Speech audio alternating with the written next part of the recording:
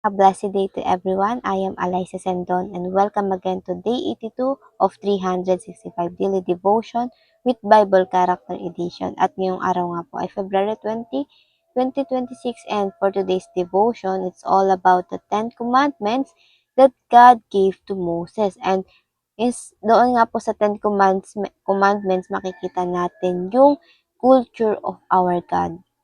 Now for the concept by Pastor Russell, Moses and the Ten Commandments, God's Holy Covenant Law. In Exodus 20, God gave the Ten Commandments to Israel to Mount Sinai. He did not give the law to save them from Egypt. They were already rescued by His grace.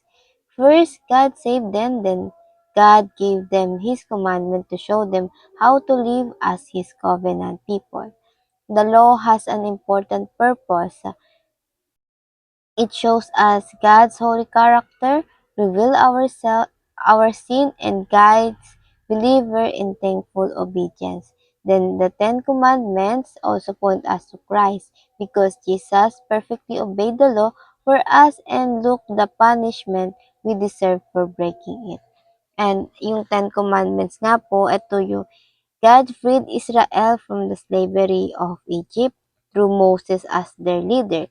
And the problem of these people, even though they are free, they still have the slave mentality. They still feel chained to their old king. Ito nga yung Pharaoh. So God gave them 10 commandments so that they may know that the Lord is the new king. His culture must be their culture. Ayun yung dahilan bakit merong 10 commandments. Para ma-shift na yung mentality ng mga Israelita kasi sila ay patuloy pa rin bumabalik doon sa past nila wherein yung Egypt nga at pilit pa rin nilang iniisip that they are still chained to slavery.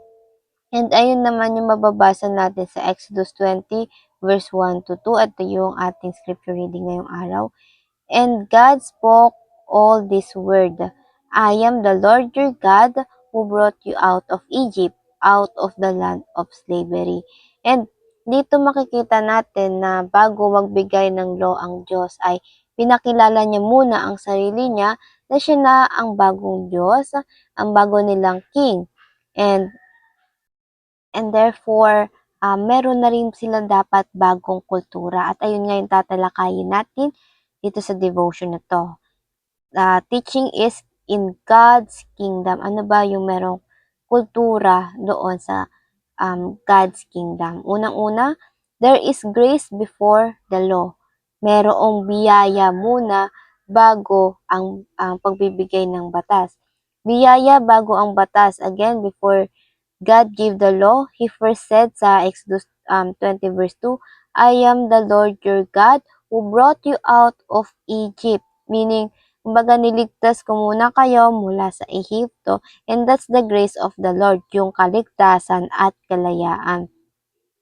Kumbaga, tinubos muna tayo ng Diyos bago niya tayo bigyan ng karapatan na i-adapt yung culture na meron siya. And the same with gospel, si Jesus gave us salvation first before we could obey or the obedience, new identity or yung new life. So, bago tayo bigyan ng batas ng Lord na susundin natin, una niya muna tayong biniyayaan. And pangalawa, there is a culture that loves God. Kung babasahin natin ang Biblia, the culture that God wants to spread and adapt to many people, to many generations, is the culture that love God. Pagmamahal sa Panginoon. Kasi kung mahal mo ang Diyos, matututunan mo rin mahalin ang nasa paligid mo. You will learn to love yourself and love others too. The Bible is all about the unfailing love of God, kung ito nga yung babasahin natin. And the Ten Commandments, the first three is about for the Lord, pagmamahal sa Diyos, and the rest is the love for others. Kaya nga, magandang basahin natin yung Bible at doon mauunawaan natin na lahat ng sinasabi doon at ang ginagawa ng Diyos ay out of love dahil mahal tayo ng Panginoon. And pangatlo, there is a culture that loves people. Kung meron ng pagmamahal sa Diyos, at dito yung the rest, yung yung 7 commandments ng God ay patungkol sa pagmamahal sa kapwa. Exodus 8 verse 10, doon natin makikita yung Sabbath day. Exodus 20 verse 8 to 10, doon natin makikita yung Sabbath day. Ito yung nga yung sabi ng araw ng pagpapahinga. God made Sabbath for people and hindi yung mga tao ay ginawa ng Diyos para sa Sabbath. So, ginawa ng Diyos ang Sabbath para sa mga tao. Kasi ayun yung pagmamahal ng Diyos. Doon niya naipapakita din sa atin na mahal tayo ng Diyos. Gusto niya tayo nagpapahinga. So, we could remember God even on our rest day. Kasi noon ang mga Israelita sa Ehipto, non-stop working sila dahil doon sa king nila, yung old king nila. At ayaw yun ng Diyos. Gusto ng Diyos na nagpapahinga tayo. The Lord, our God, is our new king, and so His law must be followed. At isa sa law niya ay yung nagpapahinga tayo. Kaya nga kung tayo ay may negosyo, kung i-apply lang natin to sa generation ngayon, if we have a negosyo nga, if we are the owner, we must give rest day to our employee too. Kung tayo nagpapahinga, dapat nagbibigay rin tayo ng pahinga sa ating mga trabahador. Kasi that's the culture God gave us to do so. And ayun nga din yung sabi sa Matthew. And kung babasahin naman natin sa New Testament, yung Matthew 22 verse 36 to 40, ito nga yung may nagtanong kay Jesus Christ kung ano yung sa 10 commandments, ano yung pinaka mahalaga doon, yung the greatest commandment. And sabi ni God, sinamarize niya to, dalawa lang yon. Ayun nga, yung mahalin mo ang Diyos, ang buong puso, at mahalin mo ang ibang tao ng katulad kung paano mo minamahal ang iyong sarili. And, paano ba natin apply ito sa ating mga buhay? Number 1, rely on God's grace in order to obey His law. Kasi kung sa sarili lang natin, hindi natin magagawa ang mga batas na binigay sa atin, ang commandments na binigay sa atin ng Diyos. Mahirap magmahal ng kapwa kung again sa sarili lang nating pagmamahal. Mahirap mahalin yung mga taong kagalit natin, yung taong nag-curse sa atin, yung taong nanakit sa atin. Mahirap mahalin yung taong hindi ka mahal-mahal. Pero, God said this is the kingdom culture. So be it. Ito yung gusto ng Diyos na gawin natin. Magmahal tayo kahit masakit. Love others as how you love yourself, as how you love your God. At kailangan natin mag-rely sa biyaya ng Diyos in order to obey His law. Kailangan natin magmahal, mahalin natin yung ibang tao kung paano tayo minahal ng Diyos. At ayun yung biyaya ng Diyos. That is the God's grace that given to us. And pangalawa, love God with all your heart, buong puso. Sabi nga yun sa Matthew 22, verse 37 to 38. Ito yung sinabi ni Jesus.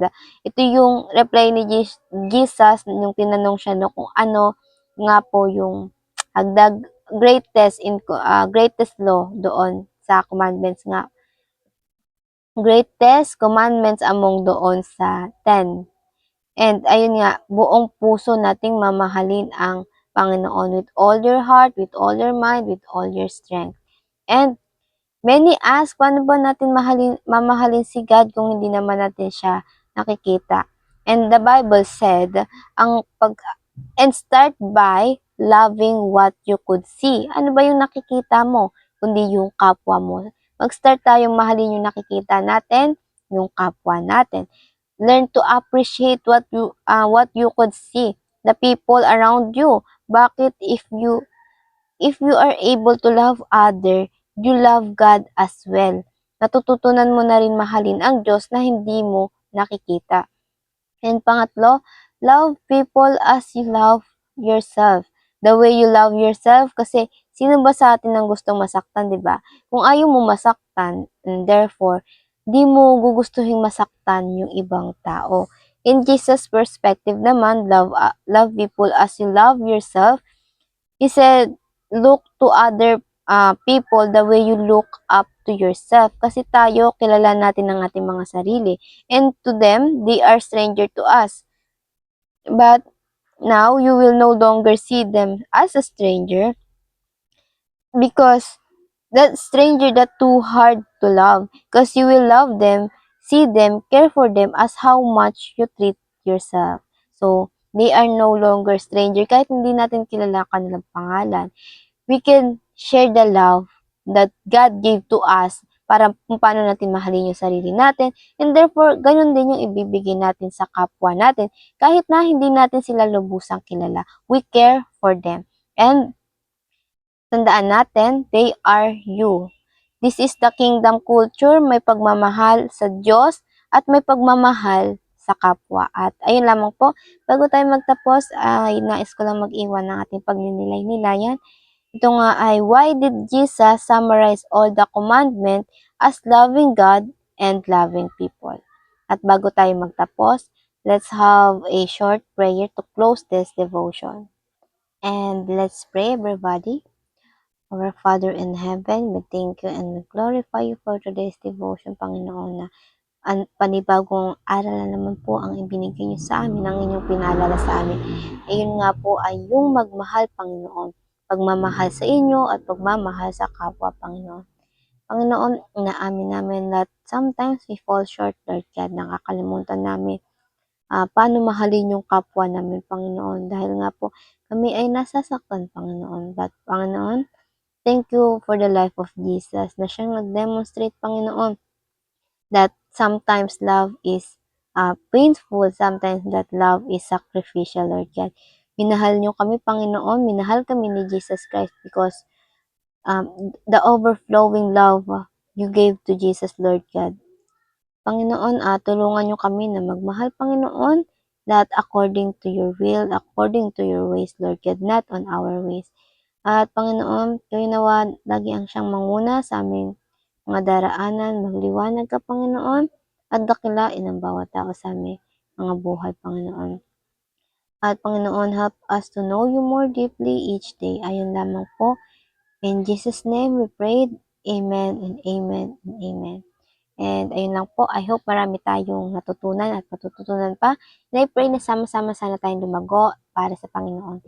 See you again tomorrow for our devotion. Have a nice day ahead and God bless.